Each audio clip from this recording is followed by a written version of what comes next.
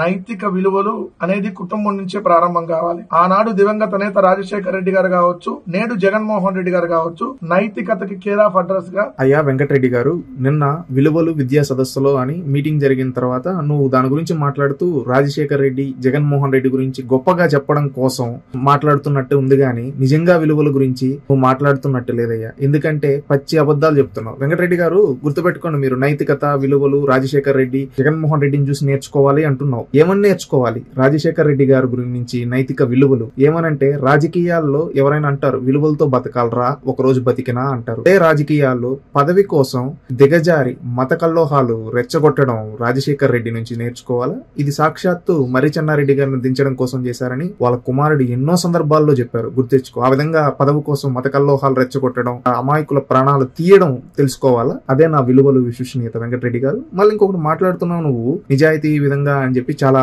మాట మీద నిలబడ్డం. ఈ విధంగానే దేశం గర్వించదగ్గ ప్రధాని పివి గారి పైన కావచ్చు, అదే విధంగా నిజాయితీకి మారు పేరైన కోట్ల విజయ్ భాస్కర్ రెడ్డి గారి పైన కావచ్చు, మీరు చేసిన అంటే రాజశేఖర రెడ్డి చెప్పులేపిచ్చాడు. అదేనా రాజకీయాల్లో విలువలు, విశ్వసనీయత? అదేనా రాజశేఖర రెడ్డి గారి నుంచి నేర్చుకోవాల్సింది? చెప్పులేపేయడం, మత కల్లోహాలు రెచ్చగొట్టడం, పదవి కోసం ఎంతకైనా వ్యక్తిగత హననం చేయడం, జనార్దన్ రెడ్డి గారిని కావచ్చు, ఆ తర్వాత ఆ రోజున్న డి శ్రీనివాస్ గారిని కావచ్చు, ఏ విధంగా వాళ్ళని ఓడించడం కోసం నమ్మక ద్రోహాలు, వెన్నుపోట్లు పొడిచాడో అవన్నీ తరం నాయకులు ఇంటర్వ్యూల్లో చెప్తూ ఉంటే చూస్తున్నాం. అవి నేర్చుకోవాలా వెంకటరెడ్డి గారు?